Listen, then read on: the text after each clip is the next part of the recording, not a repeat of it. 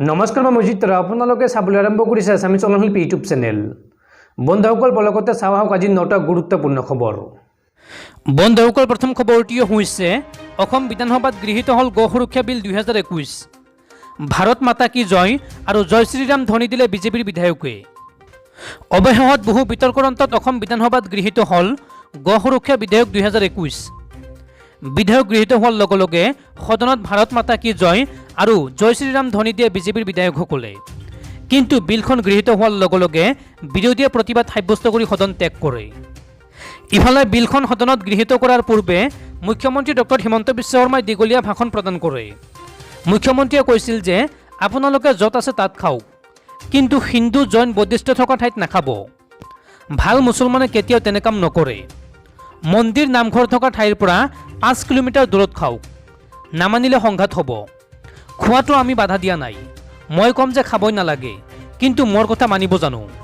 মই এই সদনৰ মুছলমান সদস্যসকলক কম যে আপোনালোকে কওক 5 কিলোমিটাৰ নহয় 6 কিলোমিটাৰ দূৰত খাম বুলি কওক। বৰপেটা সত্ৰৰ পৰা 5 কিলোমিটাৰৰ ভিতৰত গো মাংস নাখাবলৈ ক'লে কোনো প্ৰকৃত মুছলমানে বিৰোধ নকৰে। সদনত এইদৰে মন্তব্য কৰে মুখ্যমন্ত্ৰী ডক্টৰ হিমন্ত বিশ্ব শৰ্মাই। ইফালে বিল সদনত গৃহীত হোৱাৰ পিছতে প্ৰতিক্ৰিয়া প্ৰকাশ কৰিছে বিৰোধী দলপতি দেৱব্ৰত শইকীয়াই। শইকীয়াই সংবাদ মাধ্যমৰ আগত কয় যে আইনখন আমি চিলেক্ট কমিটিলৈ পঠিয়াবলৈ দাবী কৰিছিলোঁ। ভাৰতে আটাইতকৈ বেছি গো ৰপ্তানি কৰে। উৎপাদন নথকা কোনো গৰু পালন কৰিব লাগিব। অৰ্থনীতি কমিটিৰ জৰিয়তে চিলেক্ট কমিটিত আলোচনা কৰাৰ দাবী কৰিছিলোঁ, কিন্তু কোনো পৰ্যবেক্ষণ কৰা নহ'ল। তাৰপিছৰ খবৰটি হৈছে মেট্ৰিক আৰু উচ্চতৰ মাধ্যমিক উত্তীৰ্ণসকলৰ বাবে গুৰুত্বপূৰ্ণ খবৰ। আসনৰ নাটনিক লৈ গুৰুত্বপূৰ্ণ সিদ্ধান্ত। কোভিডৰ বাবে বাতিল হ'ল মেট্ৰিক আৰু উচ্চতৰ মাধ্যমিকৰ চূড়ান্ত পৰীক্ষা। তাৰ পৰিৱৰ্তে ফলাফল বিকল্প মূল্যায়ন পদ্ধতিৰে ঘোষণা কৰা হ'ল, যাৰ বাবে ৰাজ্যত মেট্ৰিক আৰু উচ্চতৰ মাধ্যমিক চূড়ান্ত পৰীক্ষাৰ ফলাফলত উত্তীৰ্ণৰ হাৰ বিগত বৰ্ষসমূহৰ তুলনাত যথেষ্ট বৃদ্ধি পাইছে। সেয়েহে আগন্তুক শিক্ষাবৰ্ষত একাদশ আৰু স্নাতক শাখাত নামভৰ্তিৰ ক্ষেত্ৰত শিক্ষাৰ্থীসকলৰ মাজত আসনক লৈ হাহাকাৰ পৰিস্থিতিৰ সৃষ্টি হোৱাৰ পূৰ্ণ সম্ভাৱনা আছে। ইতিমধ্যে বহু বিদ্যালয় আৰু মহাবিদ্যালয়ৰ নামভৰ্তিৰ বাবে অনলাইন যোগে জাননী জাৰি কৰিছে। বিকল্প মূল্যায়ন কৰাৰ বাবে একাদশ শ্ৰেণীত 80,000 আসন আৰু স্নাতক পাঠ্যক্ৰমত এইবাৰ 40,000 আসনৰ নাটনি হোৱাৰ পূৰ্ণ সম্ভাৱনা আছে। শেহতীয়াকৈ নামভৰ্তিৰ বিষয়ে আলোচনাৰ বাবে শিক্ষামন্ত্ৰী ডক্টৰ ৰণোজ পেগুৰ অধ্যক্ষতাত অনুষ্ঠিত এখন বৈঠকত আসনৰ নাটনিৰ এই তথ্য প্ৰকাশ কৰিছে উচ্চ শিক্ষা আৰু মাধ্যমিক শিক্ষা সঞ্চালকে। বৈঠকত সঞ্চালকদ্বয়ে প্ৰকাশ কৰা অনুসৰি এইবাৰ মেট্ৰিকত 3,97,121 গৰাকী শিক্ষাৰ্থী উত্তীৰ্ণ হৈছে। যোৱাবাৰ উত্তীৰ্ণৰ হাৰ 64.80% তুলনাত এইবাৰ উত্তীৰ্ণৰ হাৰ 93.18%লৈ বৃদ্ধি পাইছে। উচ্চতৰ মাধ্যমিকৰ চূড়ান্ত পৰীক্ষাত অসম উচ্চতৰ মাধ্যমিক শিক্ষা সংসদ আৰু কেন্দ্ৰীয় মাধ্যমিক শিক্ষা পৰিষদৰ অধীনত 2.60 লাখ শিক্ষাৰ্থী উত্তীৰ্ণ হৈছে, যাৰ বাবে একাদশ শ্ৰেণীত 80,000 আসন আৰু স্নাতক পাঠ্যক্ৰমত 40,000 আসনৰ নাটনি হ'ব বুলি আশংকা কৰা হৈছে। এই বৈঠকখনত বিভিন্ন দিশ আলোচনা কৰাৰ অন্তত কেইবাটাও গুৰুত্বপূৰ্ণ সিদ্ধান্ত গ্ৰহণ কৰা হয়। সেই অনুসৰি ৰাজ্যৰ শিক্ষা বিভাগে স্নাতক শ্ৰেণীত সকলো মহাবিদ্যালয়ক 20% আসন বৃদ্ধি কৰিবলৈ নিৰ্দেশ দিছে। আসন বৃদ্ধিৰ লগতে মহাবিদ্যালয়সমূহ 2টা শাখাত ক্ৰমে দিবা আৰু 900 শাখাত শিক্ষাৰ্থীৰ নামভৰ্তি কৰি আসনৰ ক্ষেত্ৰত সৃষ্টি হ'ব পৰা নাটনি দূৰ কৰিবলৈ নিৰ্দেশনা দিছে। একেদৰে সকলো চৰকাৰী আৰু প্ৰাদেশিকৃত মহাবিদ্যালয়ত স্নাতক পাঠ্যক্ৰমত 75% আসন অসম উচ্চতৰ মাধ্যমিক শিক্ষা সংসদৰ অধীনত উত্তীৰ্ণ হোৱা শিক্ষাৰ্থীৰ বাবে সংৰক্ষিত কৰি ৰাখিবলৈ নিৰ্দেশ প্ৰদান কৰা হৈছে। উল্লেখযোগ্য যে আসনৰ নাটনি হ'লে শিক্ষা বিভাগে আসনৰ সংখ্যা বিদ্যালয় আৰু মহাবিদ্যালয়সমূহত বৃদ্ধি কৰি দিয়াৰো সম্ভাৱনা আছে। তাৰপিছৰ খবৰটি হৈছে ভাড়াঘৰৰ মালিক আৰু ভাড়াতীয়াৰ সুৰক্ষিত স্বাৰ্থৰ বাবে বিধানসভাত গৃহীত হ'ল অসম ভাড়াতীয়া আইন 2021।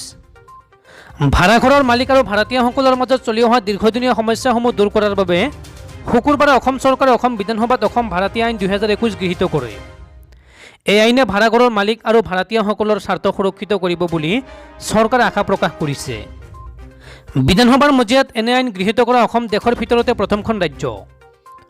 অসম ভাড়াতীয়া আইন 2021 গৃহীত কৰাৰ ফলস্বৰূপে পূৰ্বৰ অসম নগৰাঞ্চল ভাড়া নিয়ন্ত্ৰণ আইন 1972খন বাতিল হৈ পৰে। কি আছে নতুন অসম ভাড়াতীয়া আইনখনত জানো আহক। এই আইন অনুসৰি এতিয়াৰ পৰা যিকোনো চৌহদ ভাড়ালৈ দিয়াৰ প্ৰক্ৰিয়াটো সংশ্লিষ্ট কৰ্তৃপক্ষই নিয়ন্ত্ৰণ কৰিব। এই আইনখনৰ অধীনত জিলা পৰ্যায়ত স্থাপন হ'বলগীয়া ভাড়া কৰ্তৃপক্ষ, ভাড়া আদালত আৰু ভাড়াৰ উচ্চতৰ আদালতে মালিক পক্ষ আৰু ভাড়াতীয়াসকলৰ মাজৰ বিবাদ নিষ্পত্তিৰ প্ৰক্ৰিয়াটো খৰতকীয়া কৰিব। আইনখনৰ জৰিয়তে চৌহদৰ ৰক্ষণাবেক্ষণৰ ক্ষেত্ৰত মালিক আৰু ভাড়াতীয়াসকলৰ দায়িত্ব সম্পৰ্কেও এতিয়াৰ পৰা স্পষ্ট নিৰ্দেশনা থাকিব।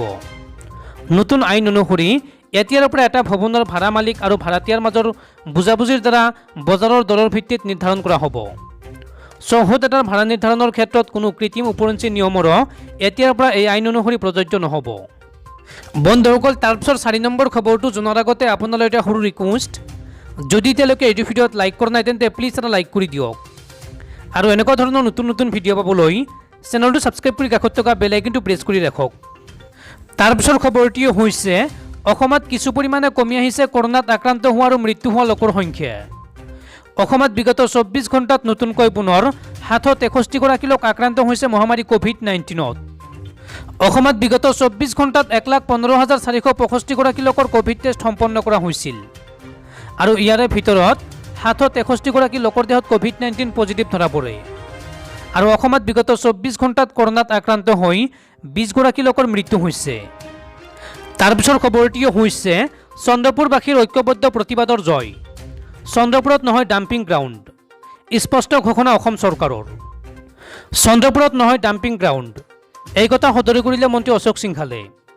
মন্ত্ৰীগৰাকীয়ে কয় যে চন্দ্ৰপুৰত ডাম্পিং গ্ৰাউণ্ড নহয়, সেই অস্থায়ী আয়োজনহে আছিল। মন্ত্ৰীগৰাকীৰ এই বক্তব্যৰ পাছত সন্তুষ্টি ব্যক্ত কৰিছে চন্দ্ৰপুৰবাসীয়ে। উল্লেখযোগ্য যে কিছুদিনৰ পূৰ্বে কামৰূপ মেট্ৰৰ উপায়ুক্তই সদৰি কৰিছিল যে ডাম্পিং গ্ৰাউণ্ডৰ বাবে অন্য স্থানৰ সন্ধানত আছে প্ৰশাসন।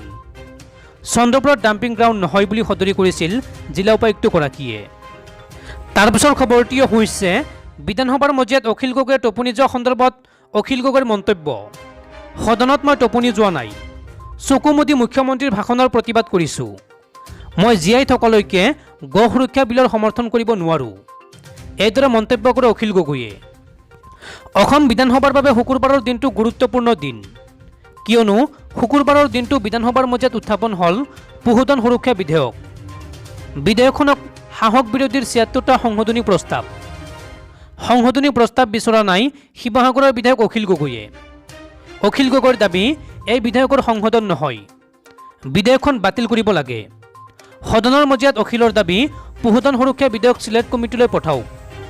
এই বিধেয়কৰ জৰিয়তে আটাইতকৈ ক্ষতিগ্ৰস্ত হ'ব অসমৰ সাধাৰণ লোক, এইদৰে মন্তব্য কৰে অখিল গগৈয়ে। অখিল গগৈয়ে আৰু কয় যে মুছলমান কৃষকে গৰুৰে হাল নাবায়, বিপৰীতে অসমীয়া জনজাতীয় লোকে গৰুৰে হাল বাই খেতি কৰে। 20ৰ পৰা 30,000 কোটি বছৰি আয় সংগ্ৰহ কৰে অসমৰ গোপালকে। তেনে এটা ব্যৱসায় বন্ধ কৰাৰ পৰিকল্পনা চৰকাৰৰ। অখিলৰ দাবী এনে বিধেয়ক আইনত পৰিণত কৰিব বিচৰা মুখ্যমন্ত্ৰীৰ ভাষণ মই সদনত নুশুনো বাবেই চকু মুদি আছিলোঁ। পিছে মই টোপনি যোৱা নাই সদনৰ মজিয়াত, মাথন মুখ্যমন্ত্ৰীৰ ভাষণৰ প্ৰতিবাদ কৰি চকু মুদি আছিলোঁ। মুখ্যমন্ত্ৰীয়ে হিন্দু মুছলমান ভাগ সন্দৰ্ভত কথা ক'ব, আমি শুনিম, এয়া নহ'ব। সদন ত্যাগ কৰি এই মন্তব্য অখিল গগৈৰ। অখিল গগৈৰ দাবী অসমৰ ইতিহাসৰ বাবে আজি এটা কলা দিন। সদনত পশুধন সুৰক্ষা বিধেয়কৰ বিৰোধিতা কৰিবলৈ দিয়া নহ'ল। মই জীয়াই থকালৈকে এনে বিল সমৰ্থন কৰিব নোৱাৰোঁ বুলি কৈ সদনৰ পৰা আঁতৰি গ'ল অখিল গগৈ। তাৰপিছৰ খবৰটি হৈছে ভাৰতীয় নিৰ্বাচন আয়োগৰ ৱেবছাইট হেক কৰি উত্তৰ প্ৰদেশ আৰক্ষীৰ হাতত গ্ৰেপ্তাৰ হ'ল যুৱক। ভাৰতীয় নিৰ্বাচন আয়োগৰ ৱেবছাইট হেক কৰি আৰক্ষীৰ হাতত আটক হ'বলগীয়া হৈছে উত্তৰ প্ৰদেশৰ এগৰাকী যুৱক। উত্তৰ প্ৰদেশ আৰক্ষীয়ে 24 বছৰীয়া যুৱকজনক ভাৰতীয় নিৰ্বাচন আয়োগৰ ৱেবছাইট হেক কৰাৰ বাবে আৰু 10,000 ভুৱা ভোটাৰ আইডি প্ৰস্তুত কৰাৰ বাবে গ্ৰেপ্তাৰ কৰে। আৰক্ষীৰ প্ৰাথমিক অনুসন্ধানত উত্তৰ প্ৰদেশৰ যুৱকজনে প্ৰতিটো ভুৱা ভোটাৰ আইডি প্ৰস্তুত কৰি দিয়াৰ বিনিময়ত 100 পৰা 200 টকা লাভ কৰা বুলি সদৰি কৰে। মধ্যপ্ৰদেশৰ এগৰাকী ব্যক্তিৰ নিৰ্দেশত উত্তৰ প্ৰদেশৰ যুৱকজনে নিৰ্বাচন আয়োগৰ ৱেবছাইট হেক কৰাৰ লগতে ভুৱা আইডি প্ৰস্তুত কৰাৰ কাম কৰিছে বুলিও আৰক্ষীৰ আগত কয়। আনহাতে এই কামৰ বাবে যুৱকজনৰ একাউণ্টত মুঠ 60 লাখ টকা জমা দিয়াৰ তথ্যও আৰক্ষীৰ হাতত পৰিছে। উত্তৰ প্ৰদেশ আৰক্ষীৰ পৰৱৰ্তী অনুসন্ধান কিয় আৰু কাৰ বাবে যুৱকজনে এই কাৰ্য কৰিছিল সকলো কথা পোহৰলৈ আহিব। তাৰপিছৰ খবৰটিও হৈছে মৰিয়নিৰ সীমান্তৰ পৰা চাহ বাগিচাৰ শ্ৰমিকক অপহৰণ উগ্ৰপন্থী সংগঠন NSCনৰ। দাবীকৃত ধন নিদিয়াৰ বাবে পাত তুলিব যাব পৰা নাই শ্ৰমিকে। যোৰহাট জিলাৰ মৰিয়নি সমষ্টিৰ চেলেংঘাট আৰক্ষী চকীৰ অন্তৰ্গত গোহাঁইবাৰীত শুক্ৰবাৰে দিন দুপৰতে সহস্ৰ সংগঠন NSCনৰ এটা দলে ক্ষুদ্ৰ চাহ বাগিচাৰ এজন শ্ৰমিকক অপহৰণ কৰা কেন্দ্ৰ কৰি সীমান্তত আতংকময় পৰিৱেশৰ সৃষ্টি হয়। দিনৰ প্ৰায় 12 বজাত গোহাঁইবাৰী গাঁৱৰ সমীপত থকা এখন ক্ষুদ্ৰ চাহ বাগিচাত কাম কৰি থকা অৱস্থাত সশস্ত্ৰ সংগঠন NSCNৰ এটা দলে অস্ত্ৰ দেখুৱাই তিৰুহিলছ বনাঞ্চলৰ গভীৰ অৰণ্যৰ মাজলৈ লৈ যায় শ্ৰমিকজনক। জানিব পৰা মতে অপহৃত শ্ৰমিকজন নাৰায়ণ গগৈ। দিন দুপৰতে এনেদৰে সশস্ত্ৰ NSCNে শ্ৰমিকজনক অপহৰণ কৰাক লৈ সীমান্তত আতংকময় পৰিৱেশে বিৰাজ কৰে। অৱশ্যে বিয়লি ক্ষুদ্ৰ বাগিচাখনৰ স্বত্বাধিকাৰী বিজু খাটুৱাৰক 24 ঘণ্টাৰ ভিতৰত সশস্ত্ৰ নগাৰ দলটোক সমজাই দিবলৈ কৈ নাৰায়ণ গগৈ নামৰ শ্ৰমিকজনক মুকলি কৰি দিয়ে। পিছত চেলেংহাট আৰক্ষী চকীৰ আৰক্ষীয়ে তিৰুহিলছ বনাঞ্চলৰ ঘন জংঘলৰ পৰা শ্ৰমিকজনক উদ্ধাৰ কৰি নিজ গৃহলৈ লৈ আনে। আনহাতে গোহাঁইবাৰী গাঁৱৰ সমীপত সামৰিক পোছাক পৰিহিত প্ৰায় 10জনীয়া সশস্ত্ৰ NSCNৰ দলটোক দেখা পাই আন একাংশ ক্ষুদ্ৰ চাহ শ্ৰমিক কথমপি পলাই আহিবলৈ সক্ষম হয়। মন কৰিবলগীয়া যে কিছুদিন পূৰ্বে গোহাঁইবাৰী সমীপৰ লক্ষ্মীজান এলেকাত থকা ৰবীন কৰ্মী নামৰ এজন ক্ষুদ্ৰ চাহ খেতিয়কক নগাই ধন দাবী কৰিছিল। কিন্তু নগাৰ দাবীকৃত ধন নিদিয়াৰ বাবে ক্ষুদ্ৰ চাহ বাগিচাখনলৈ পাত তুলিব যাব পৰা নাই শ্ৰমিকসকল। সম্প্ৰতি নগাৰ ধাৰাবাহিক সন্ত্ৰাসত নিৰাপত্তাহীনতাত ভুগিছে সীমান্তৰ ক্ষুদ্ৰ চাহ খেতিয়কসকল। ইফালে অঞ্চলটোৰ নিৰাপত্তাৰ বাবে থকা চেলেংহাট আৰক্ষী চকীত আছে মাত্ৰ এজন SI আৰু 4জন কনিষ্টবল। ফলত পদে পদে নগা বিদ্ৰোহীৰ আক্ৰমণৰ শংকাত ভুগিছে সীমান্তৰ অসমীয়া। তাৰ পিছৰ খবৰটিও হৈছে ৰাষ্ট্ৰীয় ঘাইপথত স্পীড লিমিটৰ নামত জৰিমনাক লৈ সৰব বিধায়ক অখিল গগৈ। অখিল গগৈয়ে ক'লে ডকাইতিত লিপ্ত হৈছে NHAI।